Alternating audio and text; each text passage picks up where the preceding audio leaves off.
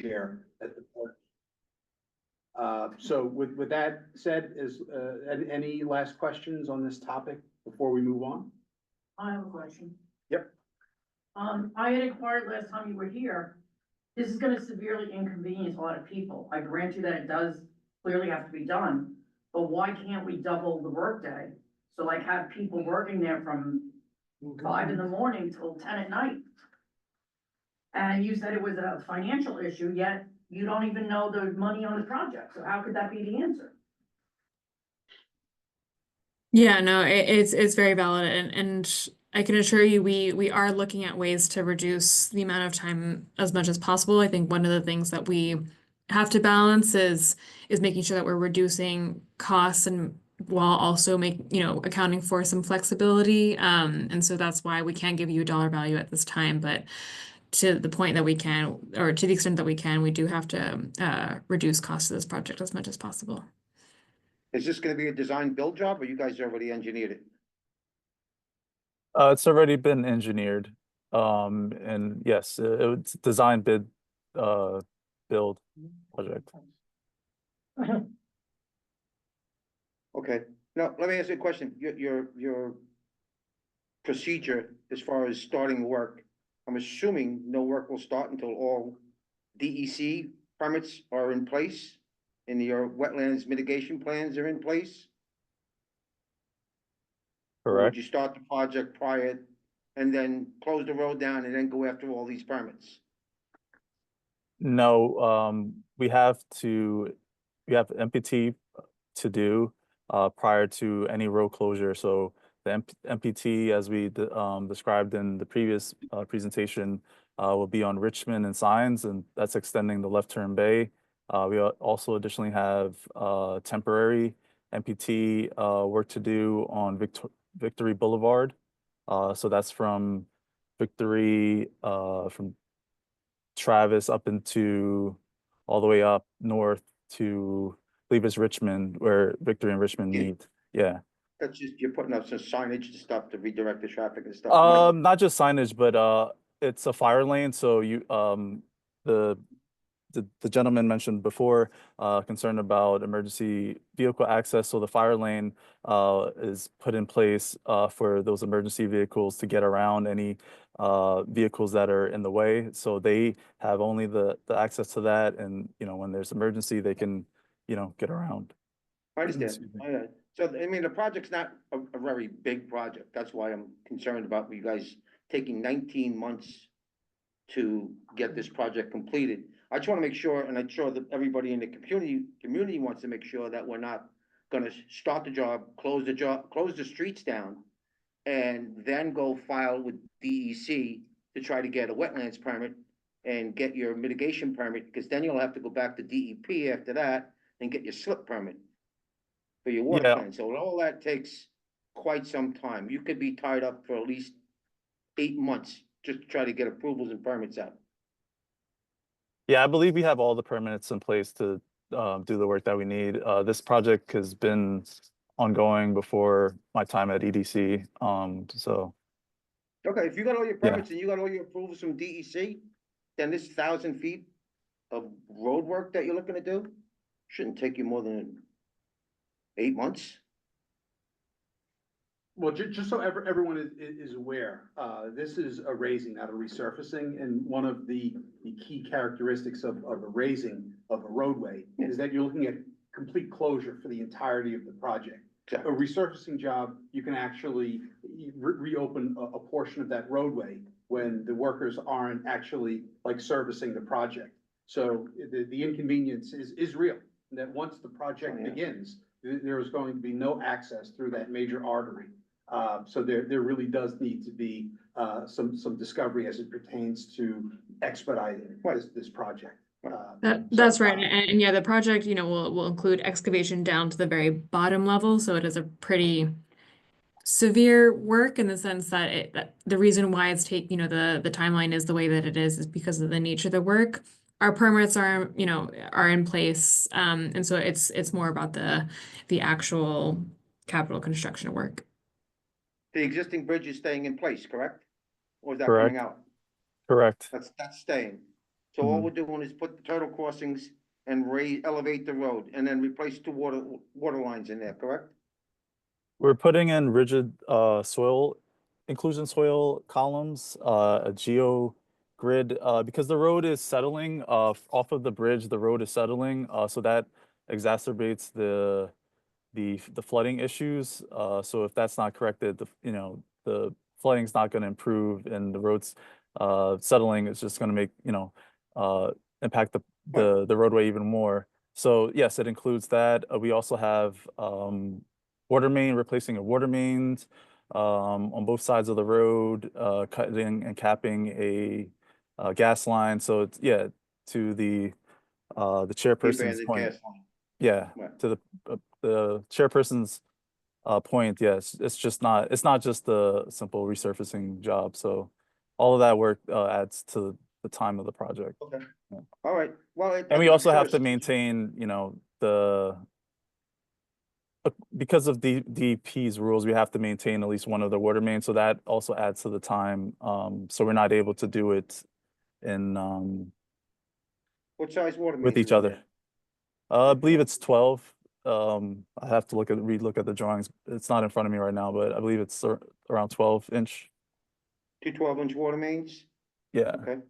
They also told us the utilities could not start to be moved until the roadway was complete, and that was gonna take an additional 3 to 6 months. Well, what utilities are in the way? I thought there was an abandoned gas lane. Verizon poles, I thought they said. So- At the There was last some type meeting. of utility there to move from one side of the crossing to the other, and then that was extending the project by 3 to 6 months, you told us last time.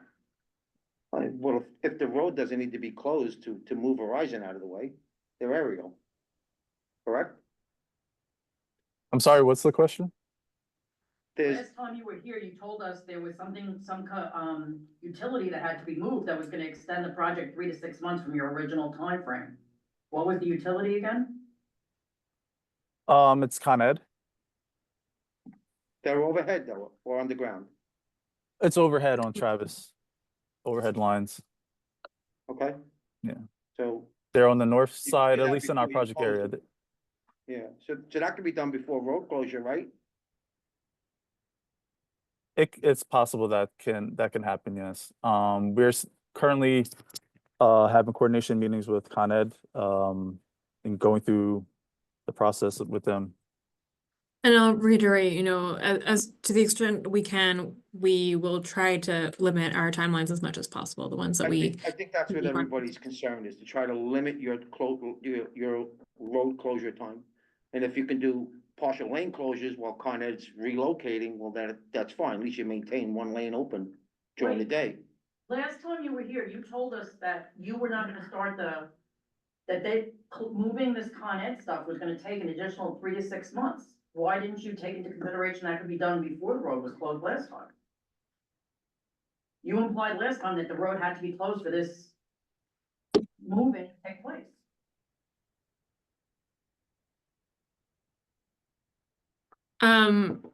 The project does have to happen at the same time, so we cannot keep the road open while we do this work.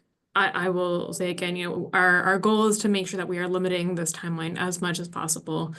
We have, our coordination we're coordinating with them to make sure that we are doing this in the best way possible, but yeah, unfortunately, we can't separate the work to Yeah. that extent. If you could supply the board with a schedule, I think that would be helpful. Yes, yeah. That way we have a work schedule as to what your procedures are gonna be, and what's gonna be done, and how long that's gonna take before the next step starts. That would be very helpful. Absolutely, Hi. yeah. And This is Borough Commissioner. Hi, sorry, Tara. This is Borough Commissioner Roseanne Caruana. Hey, everybody. How are you? How are Um, you? Good. So yeah, we're working with Tara and Marvin with regard to the Con Edison pole relocation. And right now, Con Edison is reviewing what their plan is and what is involved with them relocating. I think it's 16 poles, Tara, if I'm not mistaken. Yeah, so it's I think it's a little bit more work than they initially thought that it would be. So Con Edison is right now finalizing their plans to relocate these poles. There's some Okay. issues involved. And I think Tara and Marvin know what DOT's position is with this, and that is we want to try to resolve whatever issues there are with Con Edison in the beginning before before we move, because I don't want there to be, our position here is we don't want the project to start and then, we're still waiting now. We're waiting for Con Edison to complete their work and it's delaying things because we already started the project. So our position is that if at all possible, and I know dealing with Con Edison is not the easiest thing, but if at all possible, in my perfect world, I'd like to see Con Edison's plan finalized and given to EDC to say, this is our plan, this is what needs to be done, here's our schedule, and that all to be worked out in the upfront, not start the project and then stop it because now we're waiting for Con Edison to complete their work. So we're working with sure that everything is in sync, so to speak. Okay. Yeah, That I absolutely. agree with, Thanks, I agree with Roseanne. that 100%. What I'm saying is, well, Con Ed is doing their work. Is it necessary to shut the entire road down? Well, I think their work is after the roadway closure begins, if I'm not mistaken. So I don't think that they're not doing their work in the beginning of the project. The work is coming after the project already started. Am I right, Marvin? Am I saying that right? Sorry, I wasn't completely following, but to answer the gentleman's question, we are closing the roadway due to the extent of the work that we have to do, and there's no space to allow for just one lane to be open during construction. We would have liked to have had that, but it's just not possible. No, Marvin, that I wasn't understand. the question was, he asked if we could leave one lane open while the Con Edison work is being performed. And I said that I don't think the Con Edison work is scheduled to start until the project has already begun. Yes, Am that's I right? correct. Yeah, the work, Okay. the Con Ed work with And again, I want to really that we're working very closely to make sure, because I've dealt with Con Edison before, and if they say 3 months, it could be 12 months. I don't know. So and I think, Tara and Marvin know my position. I want to get Con Edison issues resolved now before shovels in the ground, because I don't want the project to start. And then 6 months later, Con Edison, another 10 months or another 6 months. So we're going to work those all out upfront. Great, Absolutely. thank you. All right, Tara, we'll connect offline, we'll collect information. Sean, Yeah. you had something? Actually, now that I'm reading this, just a couple doubts. So that initial part of the email, you guys mentioned 30-day time period. You mean 30-day from the date the project is completed, or you're gonna monitor like over a 30-day period? So every 30 days you're checking on how the progress or how great the project went. So and if you're wondering where I'm reading this, so I asked a question about how you guys plan on monitoring and measuring the success of the project post-completion. And your response was, we're gonna check if the culverts and eco passages are working as designed using time-lapse cameras over a 30-day time period. I just wanted to get some clarification over what that 30-day time period is. So I can share my screen. Yeah, absolutely. And we can we'll reshare these answers as well so that the community board can share it with your constituents as well. But yes, that would be every 30 days. Okay. Oh, it's every 30 days. Okay. So. Oh, you excuse guys me, sorry. At the very end. at the Sorry. end, yeah. Sorry. At the end, the last 30-day period at the end. So how would you guys measure success beyond that initial period? Like, will there be periodic reviews or additional monitoring tools? Like, how do you guys plan on monitoring post that 30 days? That's a good question. The thing about this project is that it's a DOT DEC project, so it'll be for them to monitor continually going But your forward. question is within the construction period, you mean, before the No, project? so No, this first post. question response you guys provided to us, I'm asking post 30 days, post that initial, because you guys are doing this project thinking of 2050, right? From now until 2050. So if after the first 30 days, you guys are seeing that it's not working as expected, will you guys come back and do more fixes or more repairs to make sure that we're on track for 2050? Or once post 30 days, you guys are done, you know, washing your hands and moving on? Like, how does it work? That is one of those things that kind of gets determined later on, in terms of whether EDC will remain on board on behalf of DOT and Parks, or whether that gets transitioned. So at this time, we can't give a definitive answer. Okay, how about if, let's say there's some erosion that happens? Let's say, God forbid, there is some erosion that happens to the roadway or something that happens on the embankment itself. How will that transition of like responsibilities be managed to ensure there's continuity and, no delay? And just to give you additional context, let's say there's, the erosion happening on the road, so DOT would work on that, but there's also erosion on the embankment. So I believe that would be Parks that would manage that. How would you guys make sure that, both agencies are working to maintain that? Or am I wrong with that, or? Yeah. I don't think Parks is gonna get, Parks is That's how involved they wrote with it, the that's- erosion control. I just thought it would be a DOT issue, if it's their road. If there are any, I think I understand your question. If there are any defects with the construction that we're doing, yes, there is a 12-month process after construction, generally of, we have to work with our contractor to fix those issues. I think your question about checking if there's any, checking to see if the flooding, post the construction, is happening, I think is a larger conversation with the Maki J group that implemented this project. But you know, that's what, at least what we're gonna do for this project is, if there's any issues, we'll DOT, the Parks Department will notify EDC to investigate. Depending on, you know, if it's a construction issue, we'll come back and fix it within the 12-month period post final completion. Oh, so you guys would come back to assess and maybe do some further like changes to, fix the roadway if it hasn't gone as planned? Is that what I'm understanding? After the initial 12 months, yes. Okay, okay.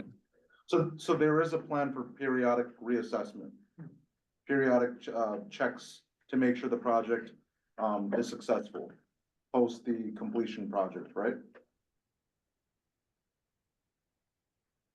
It will be brought up in a maintenance aspect. So DOT, DPR are, and I think that was a question asked as a part of the things that you guys submitted to us. So DOT and DPR have to maintain this, and if they are out there and they see an issue with anything relating to construction, they'll notify us. And Well, there's a yes. no, I was just gonna say, I mean, the road has to be restored after the project. So, you know, we have our quality assurance inspectors, our highway quality assurance inspectors that go out there. So if at any time we see that there's any kind of deterioration or defects or issues or sinkhole or whatever the situation may be, we're gonna reach out to EDC because there is a certain, you know, there's a certain responsibility that the contractors have to restore that road back to the way it was and in proper condition. So we're not going to make any repairs to the road after the project is done. I'm gonna call Marvin and say, this is the issue we have over here on this roadway. So I don't know, you know, I mean, we have our inspectors that will go out there if there's any issues. So yeah. Okay, I think we beat this up enough. Yeah, we're good. Yeah, so we'll actually consolidate this information, present it in a concise format, during the board meeting. We are 4 minutes over schedule, so I'll speak quickly. We have, Roseanne Caruana on virtual. We have Anissa Bekteshi, and we have Megan Sills from Staten Island Hospital, Northwell. I, felt that it was important to bring Northwell into the discussion. What I had learned was the genesis of this request to reroute the S-52 bus was due to an increase in both pedestrian and vehicular traffic on the campus of Staten Island Hospital. And when we had an opportunity to review the alternate routes, it seems as though there were logistical issues with two, and the one that seemed to work placed the closest bus stop roughly a 15-minute walk, you know, for the employees that depend on public transportation to get to work at the hospital. So with that, I would like to give Megan an opportunity to speak, because you were very helpful in helping me better understand the origin of the request. And I think that will help us work through a solution. Yeah, So the sure. floor is yours. Thank you for the invitation and thank you for the community board and appreciate that, Roseanne and her team are here today, to talk about it. So yes, to your point, we did bring it, to, the MTA and DOT regarding our concerns related to vehicular and pedestrian traffic. We took videos on site to demonstrate some of the challenges we're having, and asked if we could look at a way to remove the bus stop from the campus proper, and have it, you know, proximal. And so there were several, and I learned a lot, that there's a lot of engineering that goes on in the background, a lot of talented experts, and they came back with the options. When we had our meetings, I think our options may have been a little different, what we walked away from the table. There is one that places the last stop in front of the main building on Seaview Avenue, and then does some sort of turnaround. I believe it's on Mason, but they'll correct me if I'm wrong, and then goes back down the other side of Seaview, which obviously there's concerns about, you know, what that turn looks like on Mason, but it allowed for still access, not only for the employees, but really the patients that also seek care and use public transportation. So that subject does require discussion, because it was brought to our attention that proposal was not logistically impossible, but extremely difficult for the bus to make that turn. And I don't know if anyone has background on that challenge, you know, Roseanne, Anissa. Yeah, I could add some information. So we actually met out there with the MTA, and let me just make it really clear that we don't operate the buses. That's the MTA. We manage the bus stops, so to speak. So if the MTA wants to move a bus stop somewhere, we go out there and we go through our engineering guidelines to make sure that it's feasible. With regard to this, we were out there last week with the MTA, myself, a bunch of folks, the person in charge of buses on Staten Island, and the general manager, and they showed us the turnaround at the end of Mason Avenue, which is the dead end. It's not really a dead end. I know the South Beach Civic is asking, they're looking for, you know, for us to open that road again. But for right now, what we're looking at is they're going to be making that turnaround, which I think, Megan, if I'm not mistaken, I think they used to do that before, and I see Elizabeth is on the line. So they used to do that before the buses were moved into the campus. So we went out there, Elizabeth can talk more on that. She's with the MTA. We went out there, we did the turnaround. We think it's going to work. We're looking to go a little bit further deeper into that sort of bushy area where there's overgrowth. There's some asphalt still there. So we're looking to push it a little further into that area. And I'm working out the details on that with the ownership. Part of it is owned by the State Office of General Services. Part of it is, I think, owned by the Parks Department. So we're trying to work out those details. But for right now, the way it is right now today, they could make that turn. And Melissa Farley. Yes, any- she's MTA. Yeah. So. No, that's what I was gonna say, that my colleague Elizabeth Vanderels is on, who's worked on this from the planning group, so she had, I know there are some people that may not have been here last time, so we do have some renderings of the options we looked at and that Mason Avenue turnaround, and we are working with DOT, and we have been working with Megan to do this, and it has been it's a challenge. It's a challenge for us to try to keep the bus as close as possible, but as also when we were here last time, you know, our other options are terminate the bus at Father Capodanno, which is a longer walk, Or if we bring the bus up to Highland Boulevard, then we would have to get the bus back down to the hospital. We would be taking a bus on a narrower residential street that doesn't see bus service. So this is the best option of the three options that we have. And you wouldn't foresee any strenuous, like, community opposition to that? There aren't any residences or businesses that would be adversely impacted? We would have to go out with them once we resolve that with the turnaround, so we would be going out with them, you know, we would be going out to do some community outreach on that corner at Mason and Delaware, to let people know what's going to happen with the streetscape. And And how it I think we're losing some parking, I think, on the end there, a couple of parking spaces. on that one. Yeah. On the, I think it will be like 2 parking spots. Yeah, When it Yeah. comes down, Steve, you to go back to Father Yeah. Cat, because there's another, now an additional bus stop on the opposite side. Okay, so if the logistics of that revision work, you know, just from moving passengers, I guess we're informed that that proposal is still alive and we really Yes. should, like, exhaust, you know, Yes. so at least from what I understand, Northwell was hoping to have this resolved by January. yes, that was the commitment that we had an agreement, so everybody knows, I don't know if maybe you spoke with that before I got here, I'm sorry that I was late. So there was an agreement, it's private property, we need an agreement to go into any private property with the bus. And that's what we have with the hospital. This was, you know, their decision, we understand that, so that's why we went out to look at this, and the commitment was that we would be out to the beginning of 2025.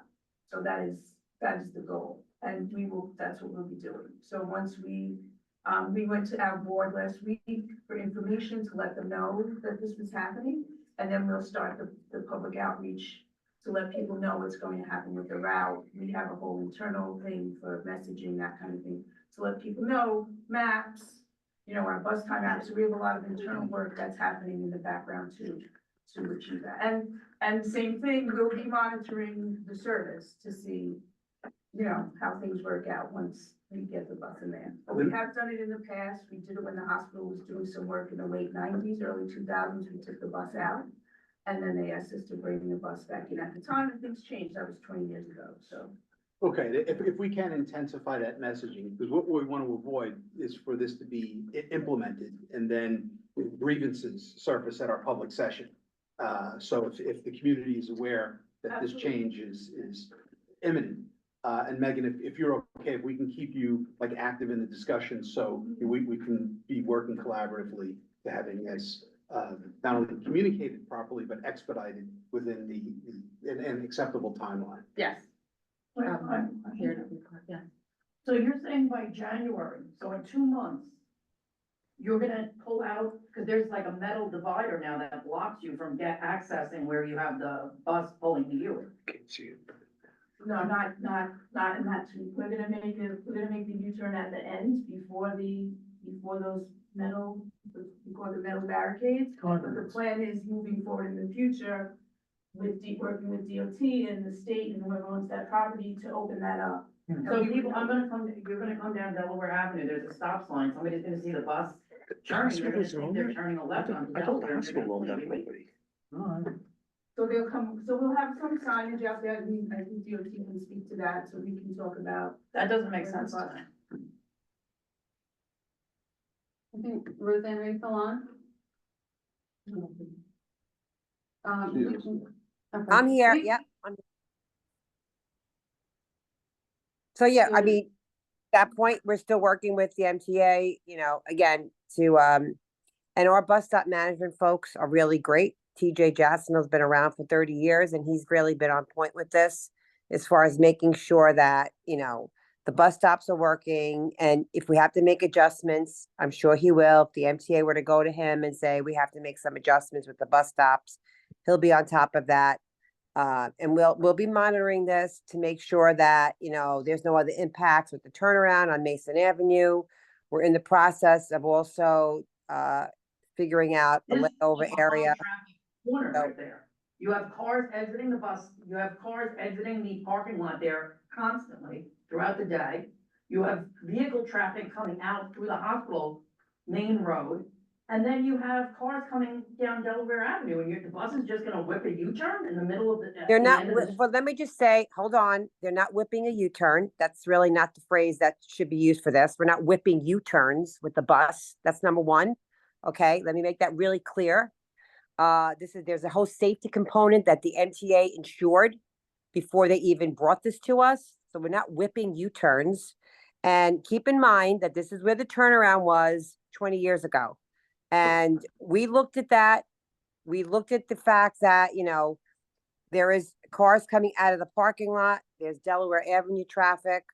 Also, let me just say that we're going to be working on Mason Avenue next year to do some traffic calming there because it's an 85-foot wide roadway with like no organization, really dangerous. So when we start making those safety improvements, we're going to be looking at maybe we need to do an all-way stop at the end so that we can control traffic better coming in and out. But please, let's not put out there that they're whipping U-turns, okay? I also want to Now, add, we, happen. Until the road is extended there and you manage to put that little U-turn in, right now, you're saying as of January first, the bus will be turning there. So they'll be doing maybe a slow and careful U-turn, but they're still gonna be performing a U-turn right at that Yes, they We- are. That's how buses are turning around at the end of that road. I think we explained that. we also took a test bus out a couple of times and the bus was able to make the U-turn very easily. We didn't have any challenges there. We didn't have issues with people at the stop sign. I mean, I understand that it is like a road that a lot of people are using and are pulling out of Delaware and there's a lot of activity on Mason. But we did bring the test bus out a couple of times to make sure that the bus was able to make the turn before that we implemented it as the preferred alternative. How many buses a day will be doing that turnaround over there? We might have to get back to you with that number, with the schedule for that, but yeah, yeah. we can get the number. Yeah, I mean, if it's just Yeah, it 3 runs- times a day. It runs pretty much all day, back, when it runs to the ferry and back, so different times of the day, there's probably, when the boat's on a 15-minute headway, the buses are Yeah. meeting the boat, and then usually midday, it's probably a half an hour, because our schedules are usually timed to the boat for buses that are going to and from the ferry. Right. But we can get a number of trips. Yeah, how many times a day it's gonna be doing that U-turn in there until you finally secure a good turnaround for them? Okay. Okay, all right, so we'll prioritize the messaging, because it appears as though if we can confirm these statements that this isn't going to compromise public safety, it's not going to increase congestion, and at the absolute worst, we would lose some street parking. And if that's the extent of the sacrifice to improve safety on the campus of the hospital, I think that would be a very, convincing point to present. So if we can sort of establish those points and get the information out fairly quickly, we should be able to adhere to the requested timeline. And any questions on that regard? Because Does that work for you, Megan? What was the question? Does that work for you? It works for me, but I'm here for the community board, so I. Thank you. Well, a lot of this is, It is impact your. our right. ask. I will say that from a hospital perspective, we do appreciate that there is a design that brings both the employees and the patients, more importantly, close to the hospital, whereas the farther Okay, good. Capitana option was not great. Good. So this is, if we can keep it, though I hear the concerns in the room, and it works out, that would be the best option for Okay, us. that's beautiful. All you need to do is just make sure it stays safe. That's it. I think that, it should be delayed, until the DOT can safely complete that little U-turn section past the, metal divider. Yeah, you're probably right, Dan, but you know what? They have nurses, staff that goes to work there, and they'd have to be inconvenienced by walking, 5 blocks, 6 blocks from I there? meant maybe the hospital could delay making the bus leave for a month or two until they can complete that. It's another option. We just need to establish these findings and conclude what the most practical resolution is. So we'll move on from that. unless there are any final remarks, statements, questions on the subject, we'll move on to any old business or new business.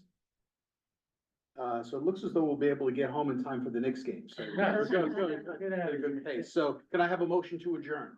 Motion to adjourn. Second. Second, all right, all in favor, any objections? Motion to, meeting adjourned. Thank you, everybody. Have a great Okay, night. thank you. Take care. Thank Thank you, you. Roseanne.